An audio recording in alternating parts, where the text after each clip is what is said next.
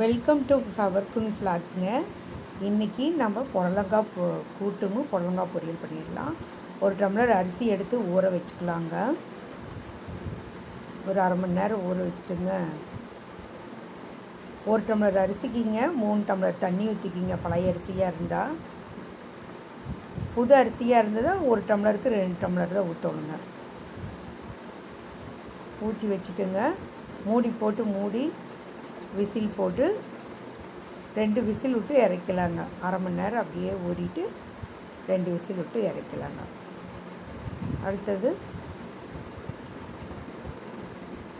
புடலங்காய் பாரு எடுத்து வச்சுருக்கேங்க. 4 தக்காளி, 3 வெங்காயம், பூண்டு 4 பல் பூண்டுங்க. எல்லாம் நறுக்கலாங்களா, கிளியராக நறுக்கி வச்சிடலாங்க.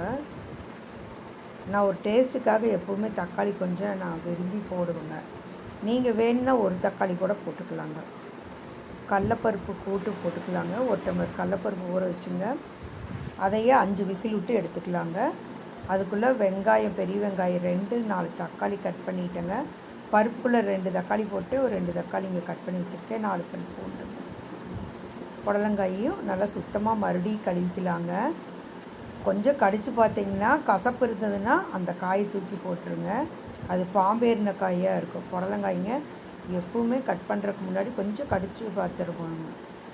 அப்புறம் நல்ல விதமாக இருந்ததுன்னா நீங்கள் அந்த கசப்புத்தன்மை இல்லைன்னா நறுக்கி போட்டு, காய் நல்ல பெரிய காய்ங்க, பாதி காய் குழம்பு பண்ணிடலாங்க. கூட்டு பண்ணிவிட்டு பாதி காய் பொரியல் பண்ணிக்கலான்னு இருக்கிறேங்க. பாரு, இந்தளவு பாதி காய் மட்டும் நான் கட் பண்ணி ரெடி பண்ணிட்டேங்க. இப்போ ஒரு வாணலி வச்சுங்க. கடலப்பருப்பு வெந்துருச்சுங்க. ஆயில் விட்டுக்கலாங்க. 3 டீஸ்பூன் ரீஃபண்ட் ஆயில், 1 டீஸ்பூன் தேங்காய் எண்ணெய் விட்டுருக்குங்க. தேங்காய் எண்ணெய் விட்டிங்கன்னா நல்லா டேஸ்ட்டாக இருக்கும். கடுகு, கடலப்பருப்பு, உளுந்து பருப்பு, ஜீரகம் 1/2 ஸ்பூன் போட்டு நல்லா பொன்னிறமாக வணங்கின பிறகு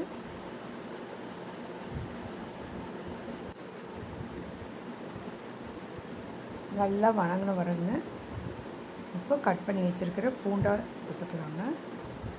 கருவேப்பிலை ஒரு கேத்து போட்டுக்கலாம். வெங்காயம் கட் பண்ணி வச்சுருக்க 2 வெங்காயம், பெரிய வெங்காயம் அதை ஆட் பண்ணி கண்ணாடி பத்துக்கு வெங்காயம் வணங்கின பிறகு பூண்டு 2மே வணங்கிடுங்க. அதுக்கப்புறம் கட் பண்ணி வச்சுருக்கிற இந்த தக்காளி ஆட் பண்ணிக்கலாங்க. நீங்கள் பாசிப்பருப்பும் போட்டு கூட்டு பண்ணலாம். நான் இந்த தடவை கடலப்பருப்பு போட்டிருக்கேங்க. நல்லா வணக்கி விட்டுருங்க. தக்காளி நல்லா வணங்கின பிறகு உப்பு தேவையான அளவு போட்டுக்கலாங்க. குழம்புக்கு எப்பவுமே கல் உப்பு போடுங்க. பொரியலுக்கு தூள் உப்பு போடணுங்க. 1/2 டீஸ்பூன் நான் ஜீரகம் சேர்த்திருக்கேன். இதோட நல்லா காய் வணங்கணுன்னா 2 டம்ளர் தண்ணி ஊற்றிருக்கேங்க. அப்போ தான் காய் நல்லா வேகுங்க. ஒரு 5 நிமிஷம் மூடி வச்சிடலாங்க. அதுக்குள்ளே நம்ம தேங்காய் அரைச்சிட்டு வந்துடலாங்க. 1/2 மூடி தேங்காய் போட்டிருக்குறேங்க. தேங்காய், ஜீரகம் 1 ஸ்பூனுங்க, 2 பச்சை மிளகா, பூண்டு 2 பல் பூண்டு, கருவேப்பிலை, கொத்தமல்லி தழை எல்லாமே போட்டிருக்கேங்க.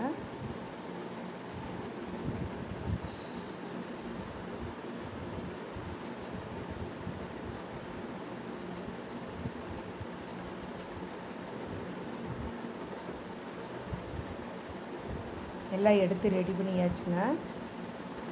அரைச்சிட்டு வந்துடலாம். இதையே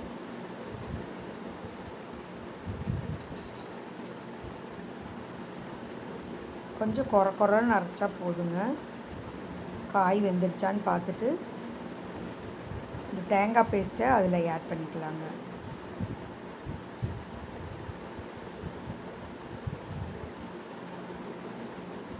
புடலங்காய் நீர் சத்து உள்ளது. இந்த சுகர் ப்ரெஷர் இருக்கிறவங்க, உடம்பு குண்டாக இருக்கிறவங்க இவங்கெல்லாம் சாப்பிடுங்க. நான் புடலங்காய் மாதத்தில் 1 நாள் எடுத்துக்கோங்க. காய் வெந்துருச்சான்னு பார்த்துக்குங்க. உப்பு காரமெல்லாம் கரெக்டாக இருக்குதான்னு பார்த்துட்டுங்க. கொஞ்சம் நேரம் தேங்காய் ஊற்றின பிறகு கொஞ்சம் கொதிக்க விடணுங்க. நம்ம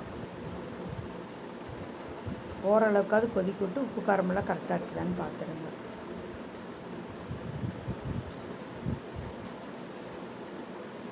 நீங்கள் 3 பச்சை மிளகாய் வேணுனாலும் போட்டுக்கலாங்க. காய் நல்லா வெந்த பிறகு கொத்தமல்லி தழை தூவி இறக்கிடலாங்க. ரெடி ஆயிடுச்சு குழம்பு. அடுத்தது பொரியலை தாளிச்சிடலாங்க. ஒரு வாணலி வச்சுங்க. ஆயில் 3 டீஸ்பூன் விட்டுக்கலாங்க. கடுகு, கடலப்பருப்பு, உளுந்து பருப்பு, எண்ணெய் சூடானோன்னு போட்டுக்கலாங்க. நல்லா பொன்னிறமாக ஆனோன்னா கருவேப்பிலை போட்டுட்டு, பச்சை மிளகா 3 பச்சை மிளகா, வெங்காயம் சின்ன வெங்காயம் போடுங்க. 20 வெங்காயம் சின்ன வெங்காயம் நீள வாக்கில் கட் பண்ணி 20 வெங்காயம் போட்டிருக்கேன். 3 பச்சை மிளகா 4ஆக கட் பண்ணி நீள வாக்கில் போட்டிருக்கேங்க. வெங்காயம் நல்லா பொன்னிறமாக வணங்கின பிறகு பச்சை மிளகாய் இதில் நல்லா வணங்கிடுங்க. அதுக்கப்புறம் புடலங்காயை சின்னதாக கட் பண்ணி வச்சுருக்குறேங்க. பார்த்திங்களா, பொரியலுக்குன்னா இந்த மாதிரி சின்னதாக தான் கட் பண்ணணுங்க. அதையும் நம்ம ஆட் பண்ணிக்கலாங்க. ஆட் பண்ணி நல்லா சிம்மில் வச்சு நல்லா வணக்கி விட்ருங்க. காய் எண்ணெயிலே வணங்கிடும். ரெண்டாவது புடலங்காயில் அதே நீர் காய்ங்கிறனால நீர் விடுங்க. அதில்